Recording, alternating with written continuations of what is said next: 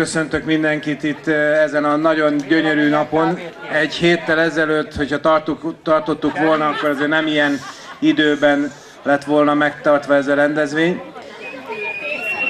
Ugye ennek a mai napnak nem csak egy egyszerű lecsófőző verseny és egy közös együttlét a lényege, hanem az is, hogy egy pár nap múlva, mondjuk 3 hét múlva, 4 hét múlva egy önkormányzati választás is lesz, és én arra szeretném kérni az ecserieket, hogy immár harmadszor ebben az évben jól döntsenek.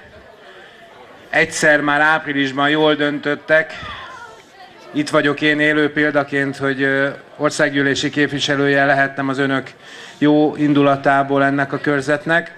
Aztán volt egy május 25-i Európa parlamenti választás, ahol ismét sikeresek voltunk, és most jön október 12, amelyik számunkra talán a legfontosabb helyben élő emberek számára, hiszen olyan emberekre kell szavazni, olyan embereket kell találni a szavazólapon, akik nem valami ellen és nem Facebook profilokon, hanem a valódi ecseri emberekért szeretnének tenni a következő időszakban. Erre van lehetőség. A Közösen Ecserért Egyesület és a Fidesz is indított olyan jelölteket, akiket megtalálnak a szavazólapon. Szeretném, hogyha támogatnák őket.